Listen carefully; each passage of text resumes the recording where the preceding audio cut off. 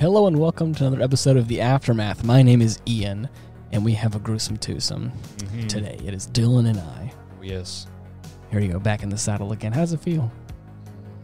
Ringing in the new year, huh?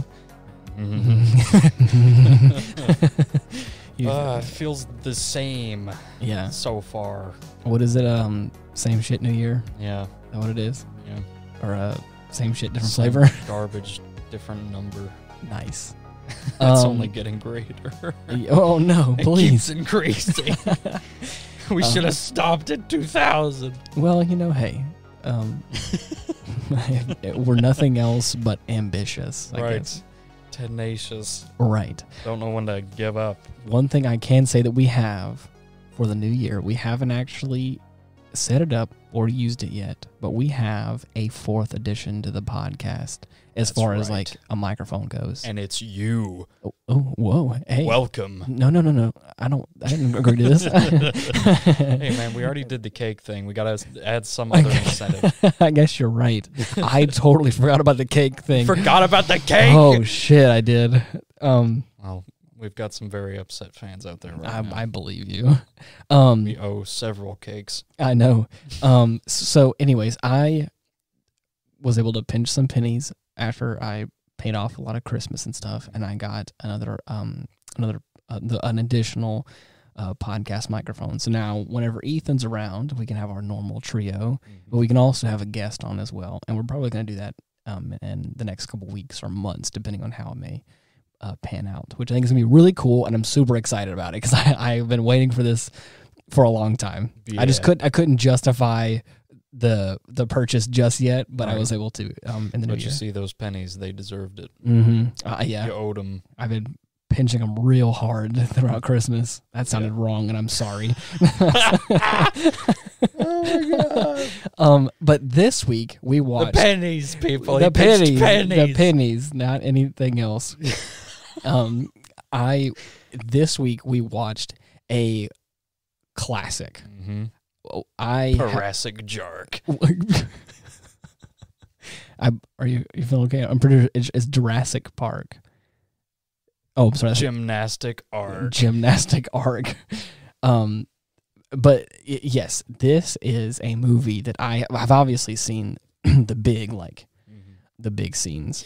You know, believe it or not, this is one that I actually thought you had seen. Really? Way through. Yeah. I'm sure you had mentioned it. In a wayward conversation one day. I have watched Jurassic World.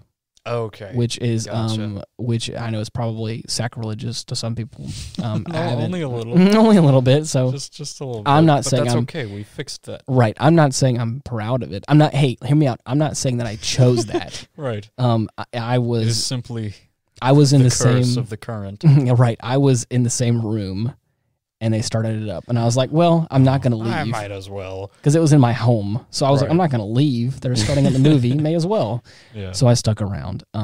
That's the one with Chris Pratt, right? Yes. Okay, cool. I thought it was an all right movie. Yeah. But nothing like the one we just watched. Oh no, my friend. Oh. This is the cream of the crop, dude. And I understand why now. I think I've always understood kind of why it was so highly regarded as a great movie. It's obviously Steven Spielberg, so it's already going to be a pretty good movie regardless, or if nothing else, like a fun ride. But man, every turn of this movie I thought was like well engineered, well crafted. It is a impeccable piece of work. Like every plot hole you could think of is more or less accounted for and covered. And that too, but also so many other little things. Oh yeah. For me personally, first and foremost, it is composed by John Williams. The legend. As you all know, if you guys know anything about me or have listened to this show. Motherfucker's up there with Beethoven. I love Star Wars so much. And a lot of that I think is my big like fan thing. Between that and Lord of the Rings, those are like my two like big columns in my like nerd life. The pillars of interest. Yes. So to have John Williams composed this movie. It almost already a good start. Even though I did not watch this when it came out in the 90s or in the early 2000s when I was a kid. Definitely have heard the music before. Yes. But it still has, because I can feel John Williams in it, it still feels nostalgic in some way because it has that same sort It's of... got a fairly recognizable sound. Right. And so, like, throughout the movie, there's these moments where the orchestra just like comes in these like sweeping motions of these like really awesome big swells. Yes, and I'm like, oh man, it just has this familiar sound to me, and I love it. Oh yeah, and man, it always makes me happy. And Jurassic Park, the main theme is definitely up there with like most recognizable themes next to Star Wars for me. That I'm like, oh man, I know. I don't believe there's anyone on this planet, unless you're a fucking newborn who hasn't heard that music before, at least once. Yes, or understands what it's what it's from. Because see, for me, like I may have been able to recognize it, but I don't think I could always place where it was from. Yeah, I feel the same way about Indiana Jones. I know Indiana Jones has a recognizable theme, and I can hear it, and I know I remember it, but could I place it to that? Maybe not, because I haven't seen those movies, right? Which I know is also another. Oh, we'll get there. Is another mark against me. But dude, before I go ahead and start shilling on everything, do you remember like the first few times you watched this movie? I do. Really? You want to know why? Why? Because before the advent of Mecha, before that was my big thing, like it is now. Before he was the Mexpert. Right. It was dinosaurs and elephants. Really? Those were my big things when I was a kid. I fucking loved dinosaurs and elephants. Yeah, I believe it. Elephants were fucking huge, and I liked big stuff. Yeah. So, the first time I had seen this, my parents had gotten everybody sat down in the living room. Right. With our old, like, big-ass CRT. Oh, TV yeah. The big bulb guys. that our pawpaw gave to us. Right. Your parents sat you guys down and was like, let's go ahead and traumatize our kids this afternoon. Yes. Yes. Nice. They figured, Dylan likes dinosaurs. He'll like this movie. Oh, yeah, easy. And I did. Oh, of course. This will be right up your alley. This is like, oh, man. Yeah. This was in the old living room we had with the really nice, like, stone, like, fireplace section in one corner of the room. Right. And the piano we had in there. Oh, yeah. I remember they dimmed the lights. And they had like a couple of lamps on. Right. And the opening sequence. Oh, dude. The slow, like, drumming. Oh, right. And vocal, like, just the... Right. It had such a sense of, like... Yeah. It was just ominous. Of course. That shit stuck with me. I fucking love that awesome. Music. Oh, yeah. It definitely sets the tone. And it keeps that throughout, like, the music in this movie, just like with, like, Star Wars, I'm assuming Indiana Jones as well, has this, like I said, it tells a story in and of itself. It follows along with the movie, but the movie also kind of, like, if the movie had no music on it, I think the scenes would feel different. Yeah. Because I always say that, like, I always feel that, like, music really sets an atmosphere and a tone and like can really change something. Like obviously it's been done before, like on the internet before. You've probably seen like dramatic scenes with happy music. Right. It's like it just doesn't carry the same weight that like, or vice versa, a happy scene with like sad or dramatic music. It's like, this doesn't feel right. You can't quite describe it, but, or maybe you probably can, but like some certain aspects, there's like this little touch that I think is on there that just adds this little like, this like the cherry on top. Yeah, it kind of adds this tension to like what's going on in certain scenes. But this movie would not be where it is in my mind to me if not for that music, if not for the music at all. Like God, it does such a good job. Yeah. Of really selling it, and because it sells the magnificence of it. You get to hear this like main theme a couple times, and it's like, it's I don't want to get too hard into the music, but I can though. Right. And there's like there's a few sequences before like the big moments that it's like da-na-na. Yeah.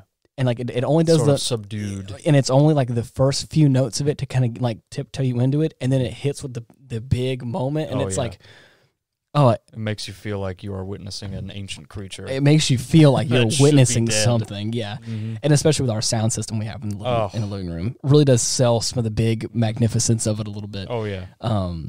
But I want to move on to like the characters in the story. Yeah. Oh, dude. I told you halfway through the film, and I still stand by it. They paid Jeff Goldblum to play in this movie, and I believe that he didn't play a character at all. They hired Jeff Goldblum just to do him, right. just to be him. Yeah. Now that I've seen him in a couple other movies, and I've watched videos of him, obviously, outside of his like acting role and just the kind of person that he is, I don't think he was playing... I think Ian Malcolm, quote unquote, is just Jeff Goldblum just in a movie. Yeah. And I think there's probably more movies that are like that kind of sure. have been it. But like the last one that I could remember was The Fly we watched. Yeah. And he just felt like a different person in that movie as opposed to this one. And he just felt more like himself in this one. Invasion of the Body Snatchers. Yeah, you're right. You're right. That's another one. Forgot about that one. Yeah. And again, same thing. Very different character, right? But this one just felt like it was just him through and through. Right. But also, I loved the character development in this movie. There were so many little touches of things that they were setting up in the first act that they set up very intentionally. And it felt kind of, I don't want to say forced, but it felt very obvious that they're like setting things up that are going to probably pay off later. Yeah. And you know that. He's describing certain things that the velociraptors do. That you're like, oh, okay, like this is going to come back later, obviously. I know movies well enough, and I've seen this movie, or I've seen parts of this movie, that I know shit's going to go down, obviously. Right. No surprise there. So the fact that he's like describing what the velociraptors can do to like paint this picture of this devilish creature, you're like, oh man, this is the going to second most dangerous thing on this island. Right, exactly. So it's like really setting up this anticipation. But there's other things like that, little touches that they did with the two main actors. I have it. Hold on, I have it right. Tommy Lee Jones and Laura Dern. With Alan and Ellie is what they're called in the movie. With their characters, they of course obviously are not together, I don't think technically. Right. But there's something there. Yeah, there's something there. But she wants kids, and he's like, I don't want kids. Right. And again, it's for me, relatable. I understand. But I love it. Oh, yeah, smelly. Expensive. I mean, he's like, true. Those are all factual things. Right.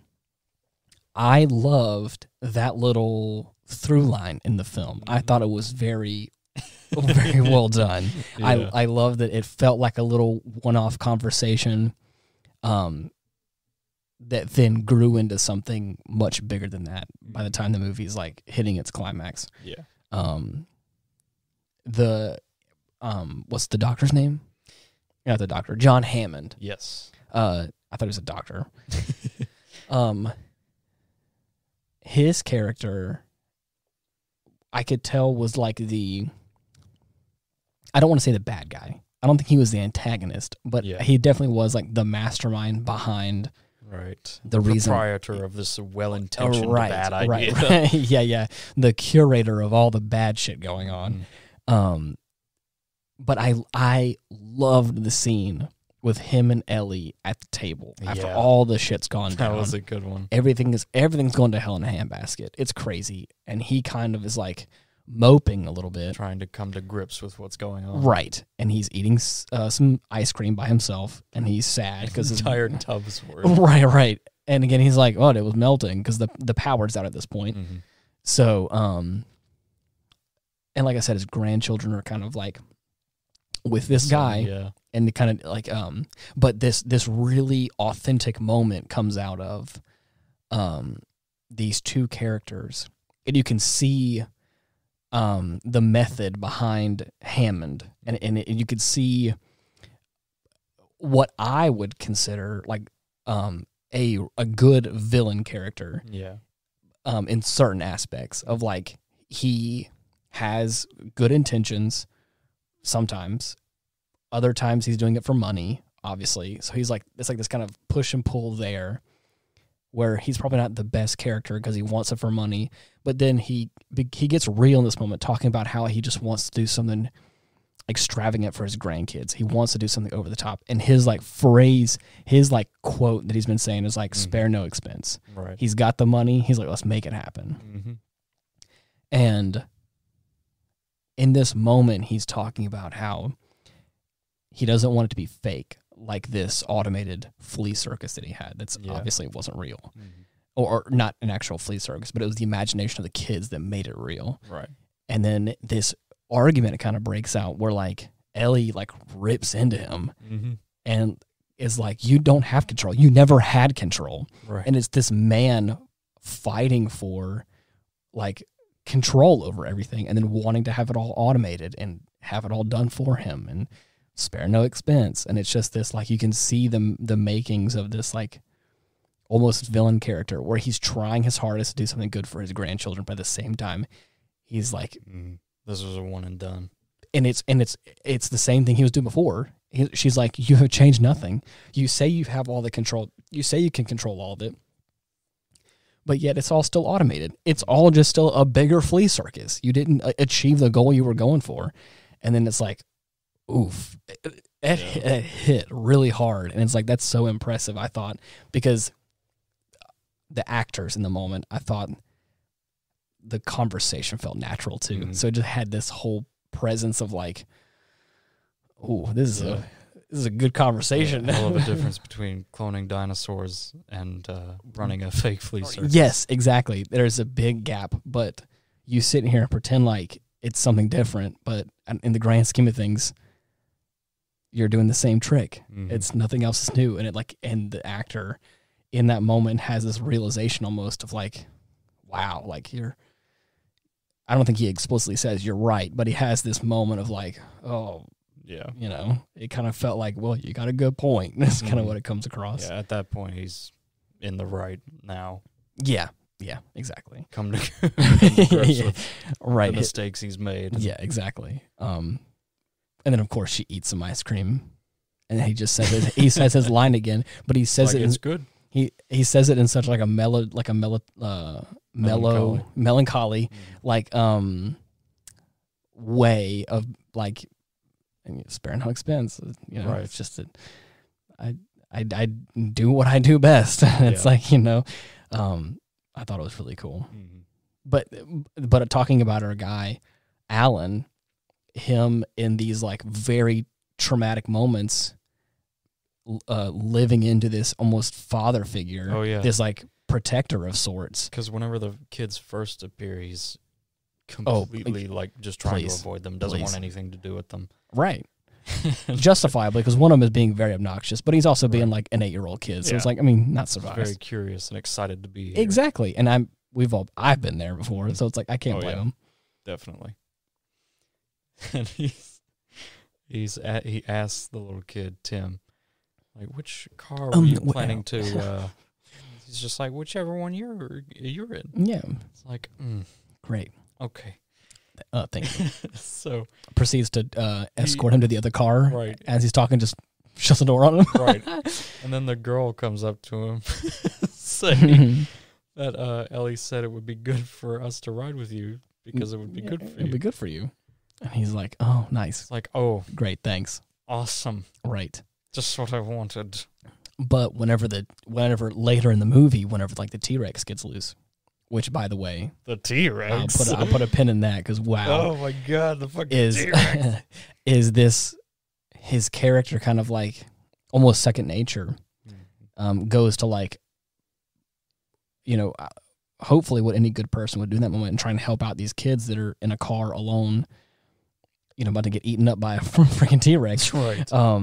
And then of course it snowballs into him just kind of caring for them, these kids, but then them also kind of falling in love with him in a certain way because again he's He's the only one that's like helped right. them now, so far, exactly. as opposed to the fucking lawyer. Help them. Oh my god! But also been like intelligent and wise about the stuff around them, and he's been just a great character for them. Yeah. So it's like you can see this relationship grow, and then by the end of the movie, they obviously love him. And I think it's this little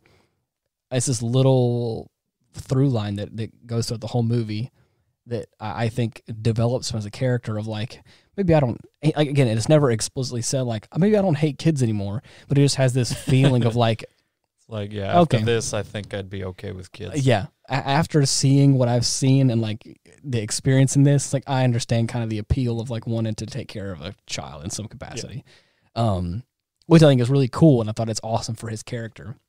Each character kind of has some development that kind of spurs out of obviously this catastrophe going on. But as we were talking about before, the T-Rex. For a movie that came out in 93, dude, wow. Oh, yeah. The CGI, I know that there's people that are way more intelligent and way better at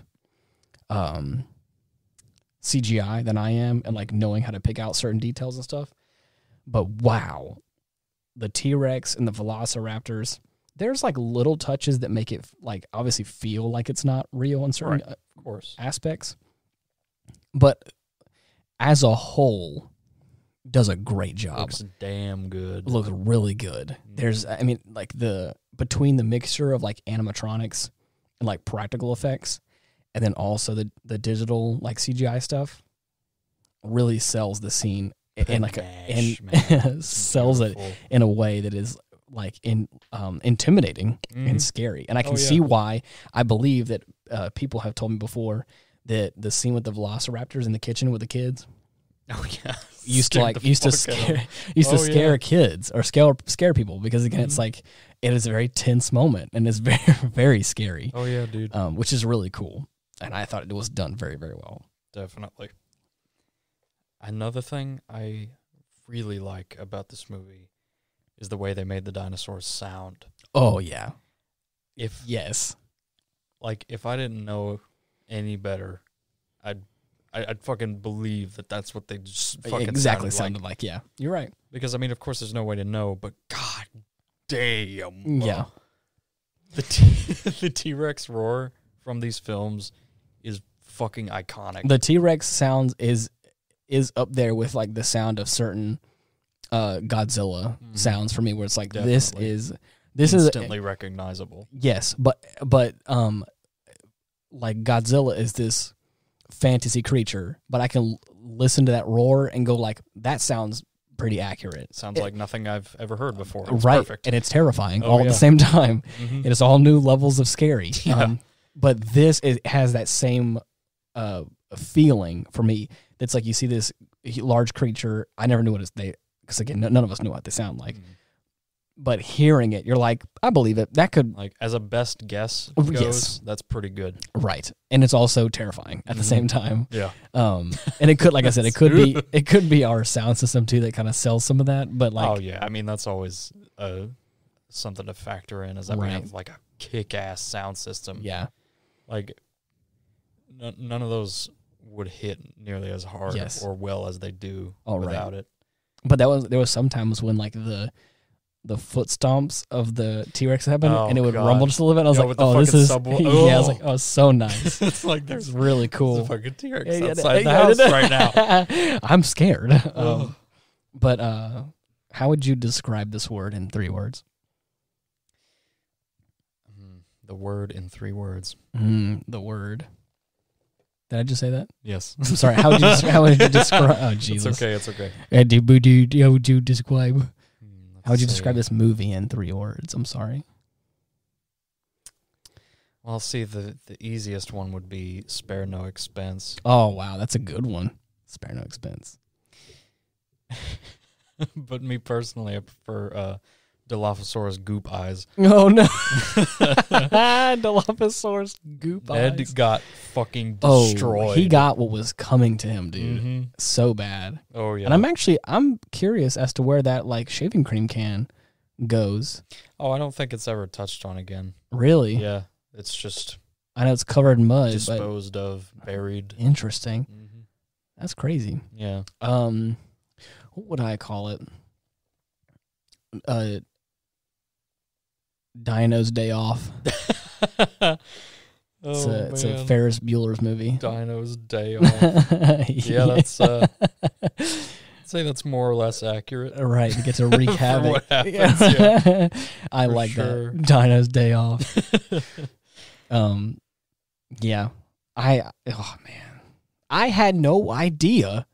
Hear me out. I had no idea that Samuel L. Jackson was in this movie. You see, I thought you were messing with me at first when you said, "No way." Yeah. Whenever you first saw him, because we always make the joke like, "Hold on to your butts." Yeah, and I thought I knew Samuel L. Jackson had said that. I just didn't know it was this movie.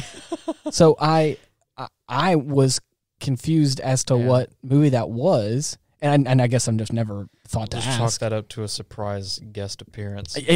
For me, it was because I made the joke not but 10, 15 minutes earlier. Oh yeah, where there was an intercom system, and he's like, "The ship's gonna leave in 15 minutes or whatever." Because I didn't realize that you didn't know it was Samuel L. Jackson. And so first. so I heard his voice over the intercom, but I couldn't quite make it out, and it sounded like Samuel L. Jackson. I was like, haha. And I made the joke. I made the joke, and again, no one really said anything. And I was like, oh yeah, he we gets got to like the server room, and he turns around and he's like, what? Samuel L. Jackson, what are you doing here? It's him. Yeah, right. Because like you don't see his face, but you just hear this. It definitely sounds like a background sound. Yeah, for the scenes muffled. going. It's not the focus. So like they're walking into this like egg hatching area, incubation room or whatever. Right.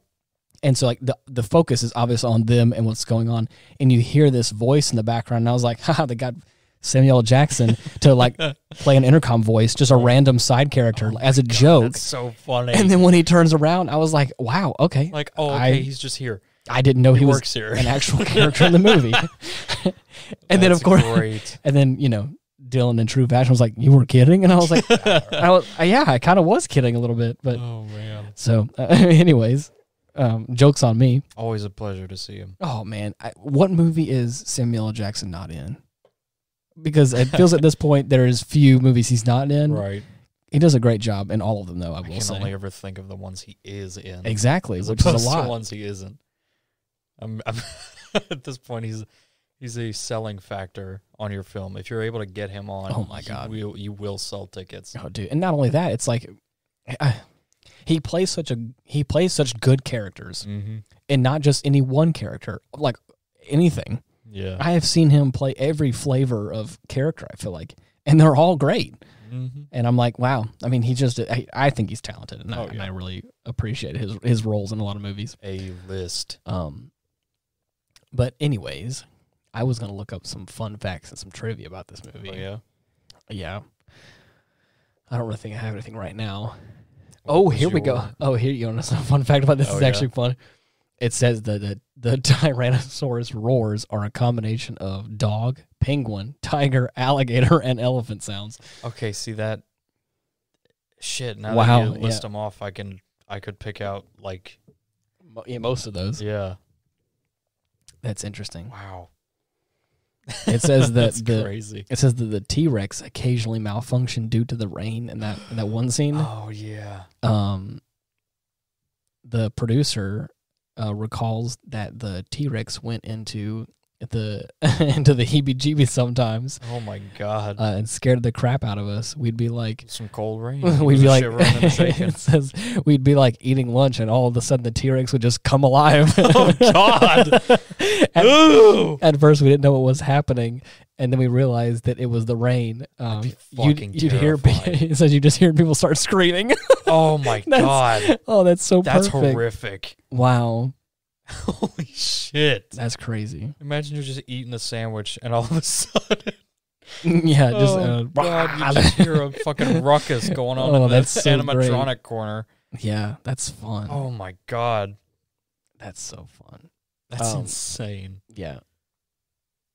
I remember hearing about that, but I never I never looked it up. Yeah, that's fun.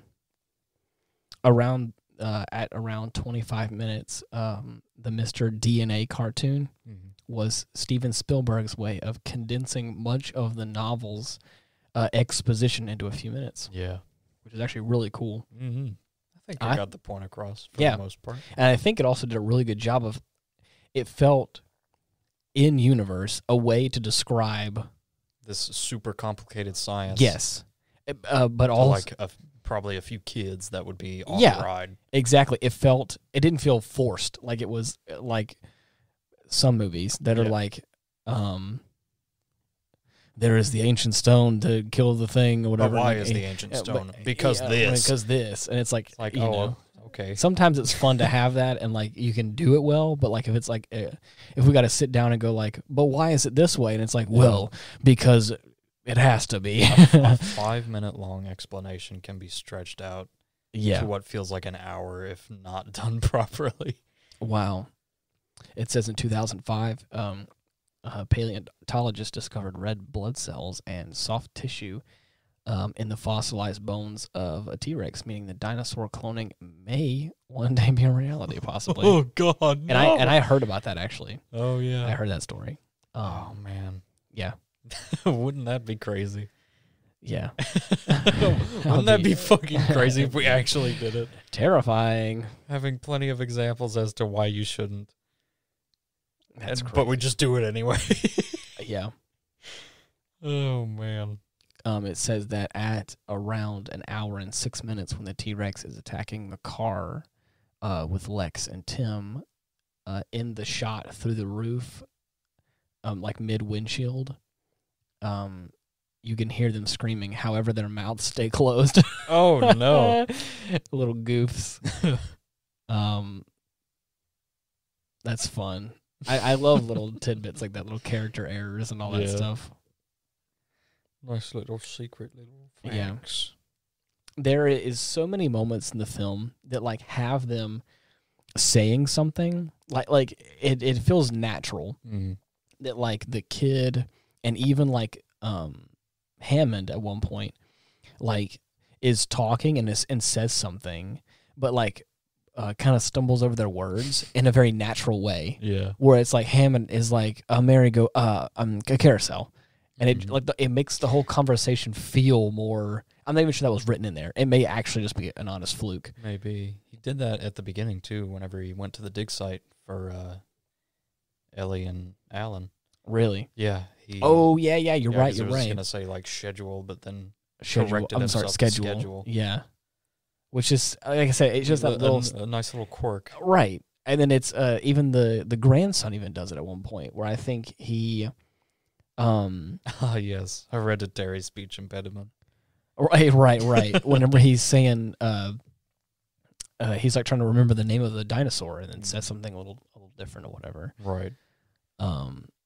Yeah. So, anyways, Ian. Yes. What's your favorite dinosaur? Oh man, I have no idea. I can't even begin to tell you that. I don't think. I knew so many names when I was younger. I still I still remember a few. Yeah. But if I had to, I got to pick like a top 3 at the very least. Okay. One would be Carcharodontosaurus. Excuse me? For the name alone. Carcharodontosaurus? Yes. Can I pull a picture of that while you're talking? Sure, go ahead.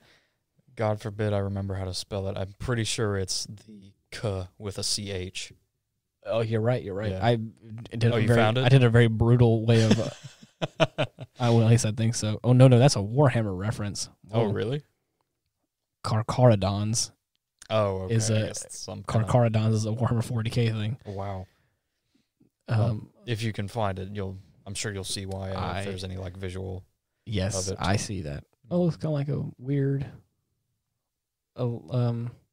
T-Rex looking guy. Yeah, one of the vaguely Tyrannosaurus shaped ones. Got a big old head, dude. Yeah, he got a long head. Mm-hmm. What's another one? Another one would be the Diplodocus.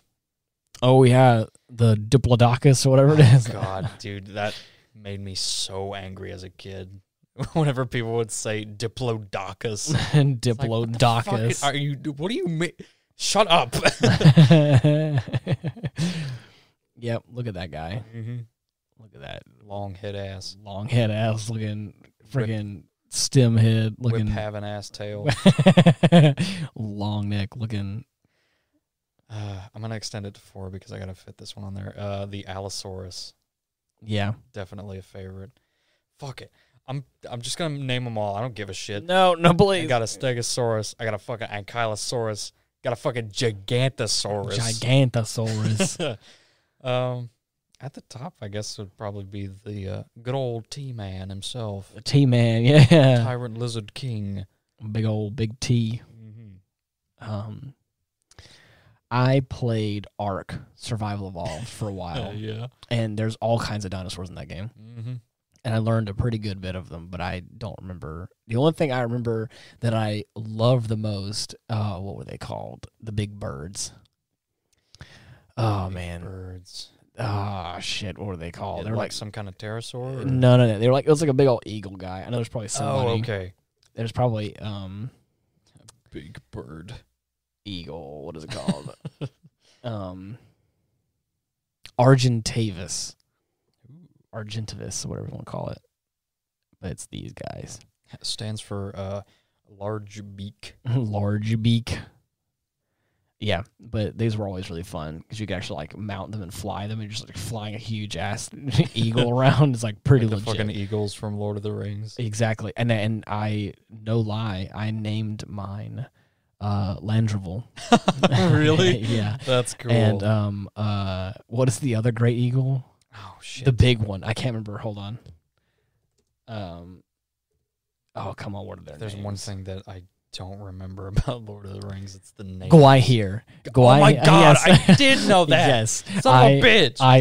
I named my main one Gwaihir, and I named another one I think Landrival, and nice. we had a whole like pack of them. We'd fly around and bunch all that of kind nerd of stuff. birds. And nerd birds, yeah. But yeah, Gwaihir, for those of you who don't know, is the one who rescues Gandalf from Orthanc. Nice. On the big towers in the second movie. Oh, you never answered the question. What's your favorite dinosaur? Dude, I don't know. I mean, I obviously want to say like the big guy himself. I mean, feel free. Big Tommy T. Ain't nothing wrong. I also like a nice raptor. When I played Ark, I hated raptors because they would just like, freaking massacre you in a hot minute. But yeah. They are indeed clever girls. Yeah. There's a couple of quotes from this movie that definitely I didn't know was in this movie. I knew Clever Girl was in it, but I didn't think it was in the context that it was. Oh yeah. I thought they were talking to somebody else. He got murked after that. Hold on to your butts was another one that I know that quote. I just didn't know it was from Jurassic Park. Right. Which is funny. I know who said it, and I know what was said, but I just didn't know when. Right. But yeah. What a fun time. Oh, yes. Definitely a worthwhile endeavor to watch. Yeah. Who's your favorite character in this movie? I gotta go with the Grant man himself. Grant, man. Yeah, Alan Grant. Our main character. Tommy Lee Jones. Yeah. That's one of my favorite actors, honestly. Tommy Lee Jones. Wait. Sam Neill played Alan Grant. Sam Neill played Alan Grant. Am I thinking of someone else? Probably so. Look up Tommy Lee Jones for me real quick. Make sure I'm not fucking crazy. Yep, Sam Neill, Alan Grant. Let's see who we're talking about. Someone in the comments right now is freaking out. I must be thinking of someone else. Oh my god, I am. I know who it is. I know who it is. Oh my god, I got them mixed up. How dare you? Son of a bitch. Tommy Lee Jones is the man, dude. Yeah.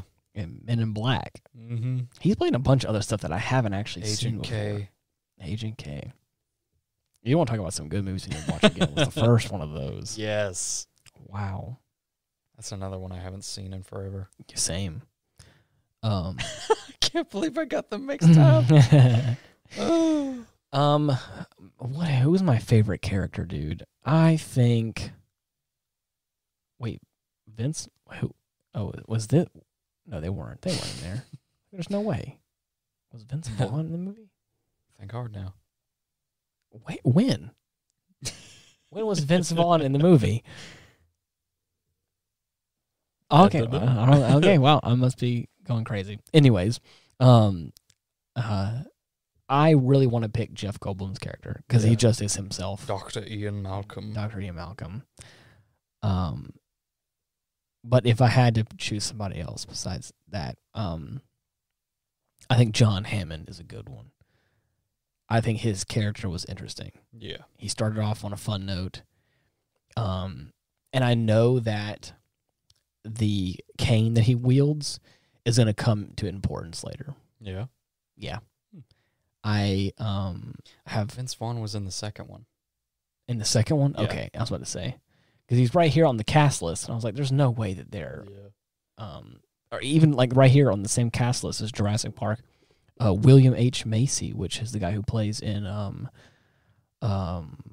what's it called? That TV show. I know what you're talking about. Oh, it's called something. I'm so bad right now. I can't. Shameless. Jesus. So evil. Jesus Christ. I feel like such a villain. Shameless is, and again, I don't think he was in this movie at all. But yeah, I don't remember seeing him anywhere. Yeah, I think he plays in the third one. So. Oh, okay. I liked, as I was trying to say before, I liked, John Hammond's character, especially after he kind of has his realization. Now, I think he's still a bad character, but I think his character was like written well, though, and I thought it was really, really well done. Yeah. Do you have anything else you want to add onto this movie? I like dinosaurs. I like dinosaurs. Go watch the movie. Yeah. Who's our next guest we're gonna have on this show? Oh golly! If I can get my hands on the lighthouse, it's got to be Chase. Mm-hmm. If I can get my hands on Bennett, it's got to be Bennett. Nice. So called out. Yeah. We're coming for you. Prepare. Buckle up. Do you have a movie that you want to? I almost said movie. Do you have a movie you want to watch? I do believe I have a movie I want him to watch. I don't know why I got grossed out by that. A movie we like to watch. Yeah, I've got more than a couple things we could get him in on. Okay, good. It's excited. just a matter of getting him here. right, of course. You know, we got to find a day. Right. But yes, if you're looking for a way to get in contact with us, you can look us up, linktree/Ian Wolf, and you can find all of our social media links and all the different ways that you can listen to the podcast. A new feature that Spotify has is you can rate us 5 stars. If your Spotify doesn't have it, you can update the app, and you should be able to get it there. We know the ratings. We function about as well as a TV station. Right. I need views. Yeah, so if you're looking for ways to kind of get involved, if you also listen to Apple Podcasts or Google Podcasts, I think there are other ways you can rate as well, but Spotify's just kind of been late on the uptick. And I think a majority of our people listen on Spotify as well. Yeah. So, but anyways, thank you so much for listening, and until next time, see you later. Bye.